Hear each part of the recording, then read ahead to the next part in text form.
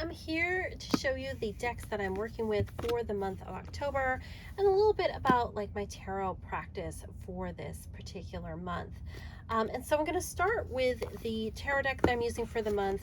Again, I fall back to old habits and I just go for my Halloween tarot because why not? It is Halloween. I was thinking maybe working with the tarot of the vampires, and I think that one's out of print now, but I don't know, I just was not feeling it, and I think I really want to go for my comfort food at this time of year, which is the Halloween tarot. So it just comes in this like little tuck box. I should probably find something better for it.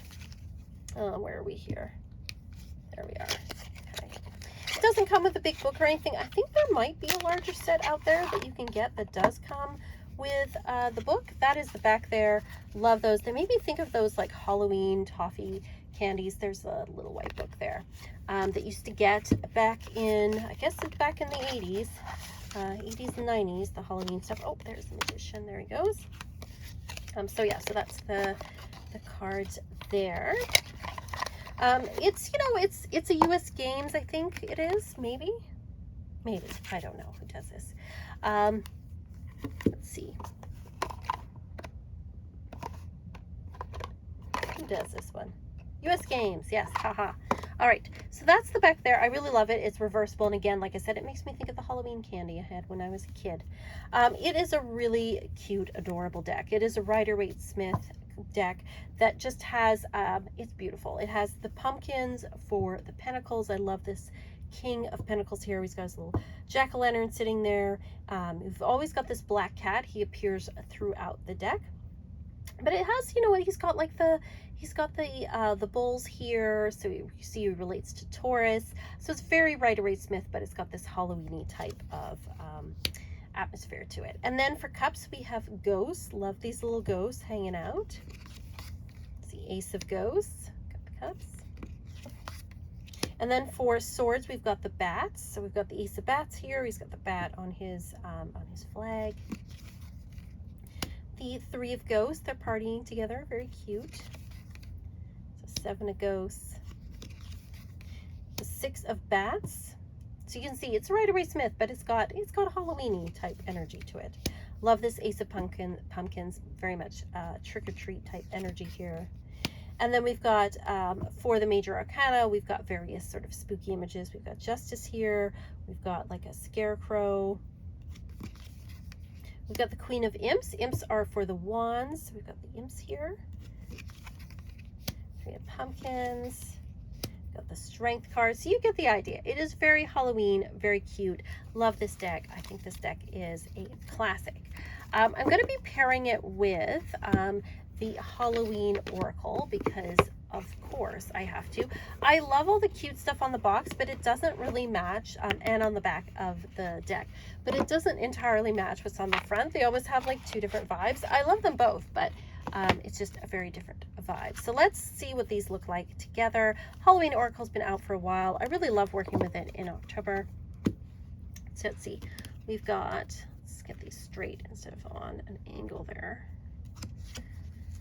So we've got the Seven of Bats here, and we've got the Owl. We've got the Veil and the Five of Bats. He's like walking off with all the candy there. The Skeleton and Strength. The Ten of Ghosts. Graveyard, which says unnecessary fear. And the Knight of Imps. Got the Lamp and the Eight of Ghosts. So you can see it's got like a more serious type tone to it, but the backs of these cards seem to indicate that it might be a little more fun. Not that I do enjoy this, it's just different. You know, it's just not that spooky cute. This is more the spooky cute. Ancestors. Got the Spider and the Page of Pumpkins.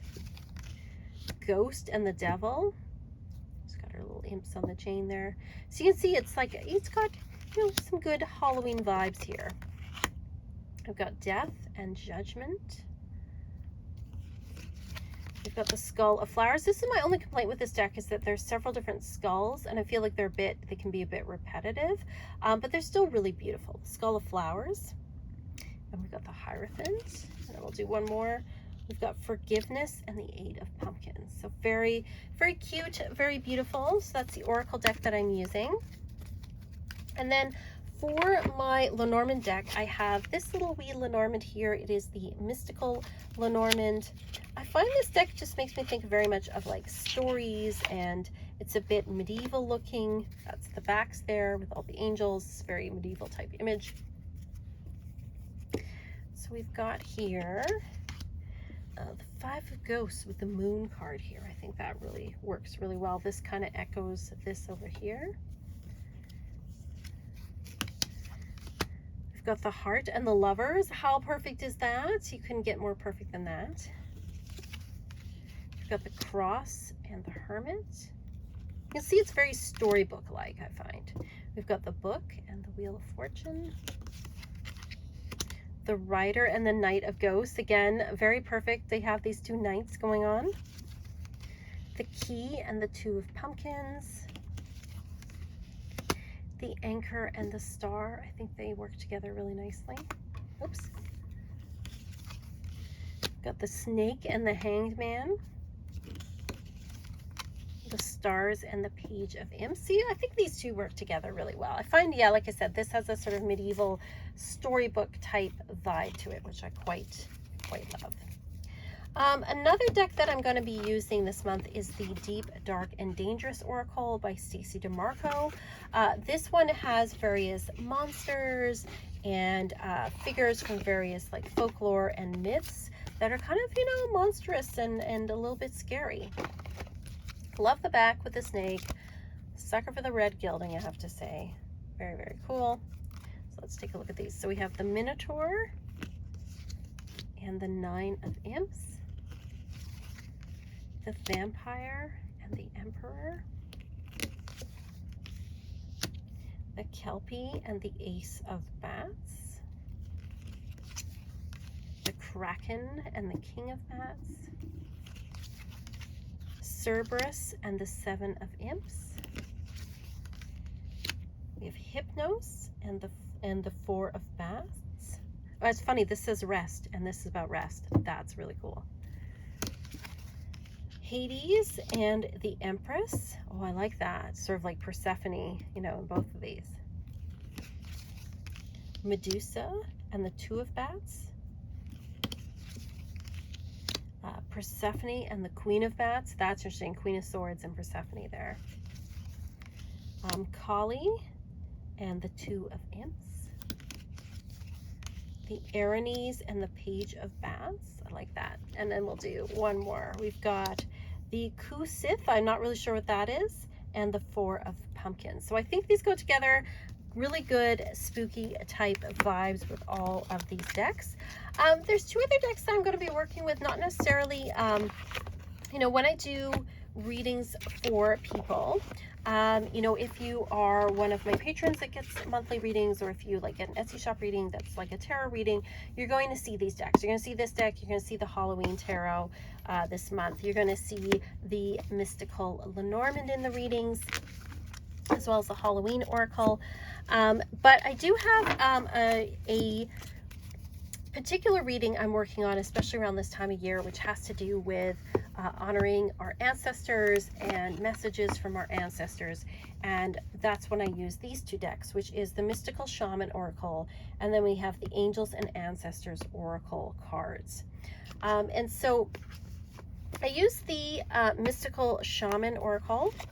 I use this in connection often with Hecate, working with Hecate. I don't know why, it just feels like a very Hecate type deck. And so the reading that I've been working on, or the spread I've been working on, and it's one that you can use as well, and I'm going to just zoom out a bit, put some of these away over here, is something where it's messages from your ancestors. Let's shuffle here. And so it's messages from your maternal ancestors, your paternal or on your father's side, ancestors from further back, and cultural ancestors. So these are things, maybe we're not related to them, but they're part of our culture. You know, maybe you have feel a connection with like Shakespeare, or you feel a connection with like Boudica, or you feel a connection with, I don't know, Jane Austen, but something that's culturally part of our ancestry. And then I also use this one the same way as well, as ways we can honor them, what we can do to honor our ancestors. So again, this is the backs here of the Angels and Ancestors Oracle cards. So again, we do the same thing where we're like the maternal side,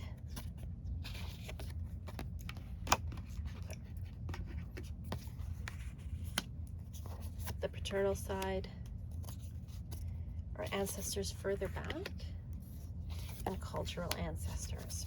So I'm going to do a sample little reading here. It may not be it's not, you know, a super lengthy reading, but give you an idea of what we're looking at here. And so here we have from the maternal ancestors, we have a message which is about the blade. And then here we have broken arrow, embrace the energy of peace. That's really interesting considering we have a blade here, and then it says to embrace the energy of peace. So messages from maternal ancestors could be about clarity. With the blade here, it talks about the ability to fight, the ability to defend. And so this may be a message from an ancestor on the mother's side about how they had to fight, they had to defend. Maybe they were even in a conflict of some kind, and about the importance of being able to stand up for yourself. But the way that you can honor that part, the fights that they had, the things they had to fight for in their lives, is to embrace the energy of peace. And it may be a message that, you know, a part of you may still feel like you still have to fight, but this is saying that now you don't have to, or now you want to embrace more of an energy of collaboration, an energy of like peacefulness, that you're rejecting kind of that way. And it could be too that this person, you know, maybe had some like violence in their lives. And this, you know, this is someone on the mother's side or whatever, and it's saying that the message here for you is about embracing peacefulness. And that's how you can kind of honor their fights and their struggles. And then on the paternal side here, we have flow, and we have guardian angel, you are not alone. And so this thing on the paternal side here, this is very much about being able to go with the flow. That's a message that they have for you here, saying that, you know, it's about a balance between, like, you know, I think standing up for yourself at times, and other times going with the flow, not trying to control things, not trying to force things. You know, maybe this is an ancestor that, you know, maybe they couldn't do that. Maybe they had to struggle for things, and now they want you to go with the flow. And what they're saying to you is that you are not alone, that they are kind of a guardian angel in your life, that they are trying to help you, that they are trying to protect you, that they are trying to make your life better. And so you honor them by going with the flow with things. Now, when it comes to like further back ancestors, we have the middle world here, and we have the stag, which is about trust and thrive. So, you know, when it comes to our ancestors, you know, talk about the middle world here. It's a reminder that, you know, we have to live in the world. We can't just always be in, you know, spirit and spirituality and mental. We have to live in the physical world here. And it's saying that, you know, there is magical connection with nature. There is magical connection here on earth. You know, it doesn't always have to be like connecting. You know, we think sometimes we have to like be super mystical and woo-woo all the time. And that's nice, but it's saying like we can connect to people here and now, and that the world and nature is a magical, mystical place. And then with the stag, it says to trust the process, to trust where we are in our lives, to trust the messages we receive, and that our ancestors want us to thrive. You know, they had to struggle. Like, it took a long time to make breakfast way back in the day. And now we can just, you know, pour a bowl of cereal. And so it's asking us to thrive. It's saying to appreciate where we are, to appreciate where we are in this world, to appreciate and have gratitude for all that we have here and now. And then when it comes to cultural ancestors, we have here Pachamama. I'm just moving this up so we can see this. And we have the eagle, which says see from a higher perspective. And so Pachamama is like a very particular figure, especially in Andean mythology. I'm not super versed in this, but she is like a figure of the mountains and the mother of the earth. And so our cultural ancestors are reminding us of our connection again to the earth that we have, and to honor her and to honor the earth and to honor our ancestors. And that one of the ways we can do that is by trying to look at things from a higher perspective, which can be hard in the day to day, to really look at things like, does this really matter? Is this, gonna affect me on my deathbed? Is this something that's part of the bigger picture? And to look at things from that perspective. So that was just like a quickie reading with this, but you can see how these two decks I find really work well together. I connect, like I said, the what do they call it? The Mystical Shaman Oracle with Hecate, and I connect the Angels and Oracle, or the Angels and Ancestors Oracle cards with Persephone. And so I really see them as kind of two sides of the same coin. In Hecate being like the older and wiser, and Persephone being the younger, the maiden. And so these two decks I find just work really, really well together. This reading, this ancestry reading, I'm going to be offering on my Etsy shop for the month of October. Hey everyone, a little bit of an update with the Etsy shop. I am going to have to kind of put my Etsy shop readings on hold for a little bit. Etsy has kind of gone downhill in the last while. Not only is it taking more money, but some of the bureaucratic hoops it's having me jump through is not... It's a long story, but basically they're trying to put me in a tax bracket I don't actually belong in, and it's really weird. And there's no one to kind of contact about. Like, it's very strange, and they won't pay me pay me money until I say I'm in that tax bracket, which I'm not in. But anyway, it's a whole thing. But basically, what the long story short is it's really making me see that I need to kind of get away from Etsy and put the readings up on my own website, but that's going to take some time. So if you want a reading from me, maybe wait till I have the website all set up. Otherwise, you know what, I might have to just tell people if they order through the Etsy site that I'll send them the reading, of course, still, but they might have to just like pay me through PayPal or something. So with that, I can get around all of Etsy's rules, because right now I can't get paid. So anyway, that is my Etsy story, but it's really pushing me. I think it's just the universe pushing me to set up shop on my website, and that's why I don't have to deal with Etsy. I can just go through my own website. It's all good. If you're interested, you can check that out. But otherwise, if you want to use two decks or even a deck that you really connect with Ancestry and use this as kind of use this spread, please feel free to. That's totally cool. So that is what I am working with for the month of October. Let me know what decks you are working with. Let me know, is there a deck that you use to connect with ancestors? Let me know. I would love to hear. And as always, peace and love and rock.